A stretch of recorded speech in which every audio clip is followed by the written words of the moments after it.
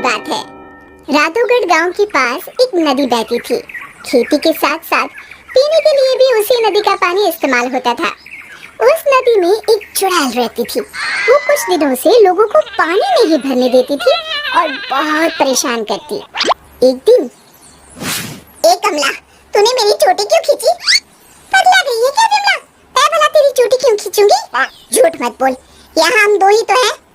अरे अरे, वो देखो, हमारी मटकी का पानी कौन गिरा रहा है?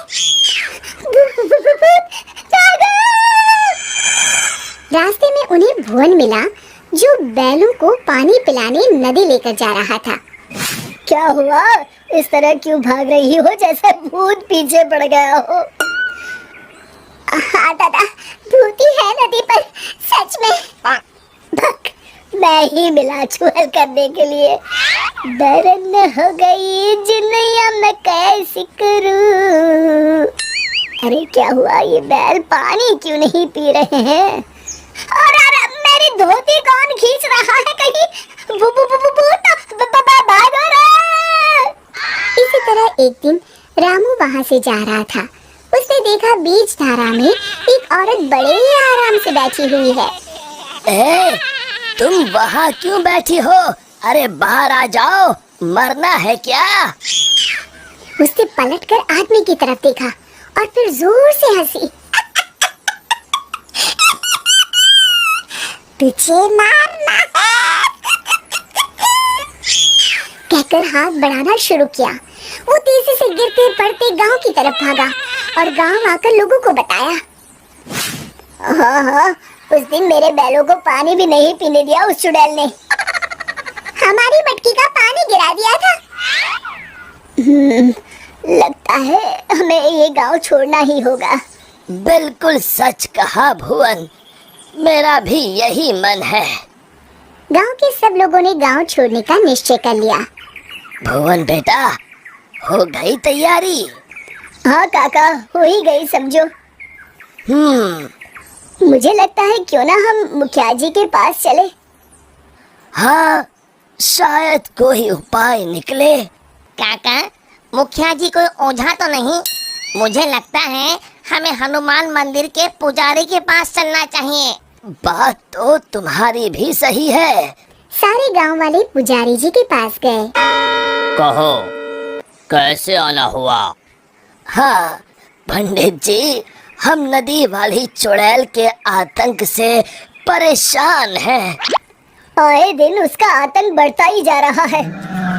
मुझे तो लगता है हम सबको भी गांव छोड़कर भागना पड़ेगा। समस्या तो गंभीर है, पर भगवान दयालु है।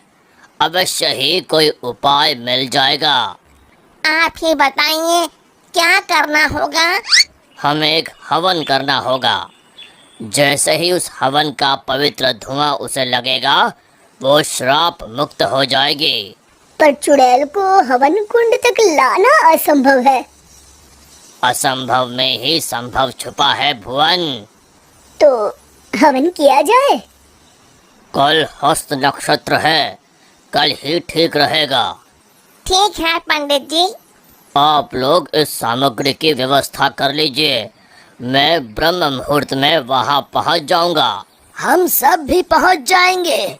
हवन कुंड तैयार है, मैं जल लेकर आता हूँ नदी से। किसकी मौत आई है जो मुझे सोते ही जगाने चला आया? चुड़ैल जी, आप सोइए, मैं तो पूजा के लिए जल लेने आया हूँ। ये नदी मेरी है, इसका पानी भी मेरा, समझे? और हाँ, अपनी अकल को प्रसाद के जैसे बांटना बंद करो, समझे? पर क्यों चुड़ैल जी? क्योंकि मैंने ऐसे कहा। अब चुप, एकदम चुप। चुड़ैल जी, क्यों न एक शर्त लगाई जाए। जो हारेगा उसे दूसरे की बात माननी पड़ेगी। बोलो, मंजूर है? तुम साधारण गांव वाले मुझ जैसी ताकतवर चुड़ैल से शर्त लगाओगे?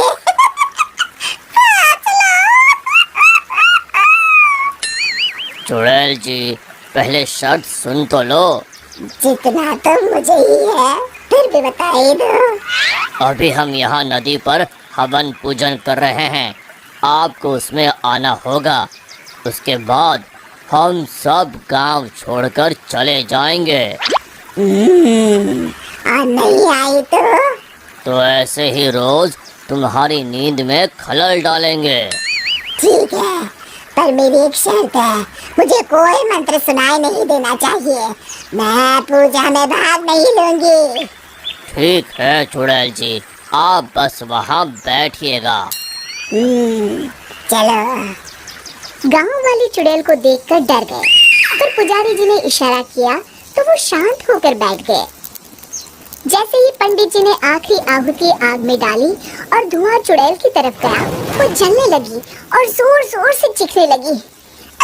बचाओ, मैं जल रही हूँ, बचाओ, कोई बचाओ, मैं सबको खा जाऊंगी, किसी को नहीं छोड़ूंगी।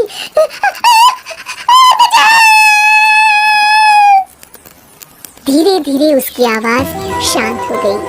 सब लोग सोच रहे थे कि चुड़ैल जलकर राख हो जाएगी, पर ये क्या?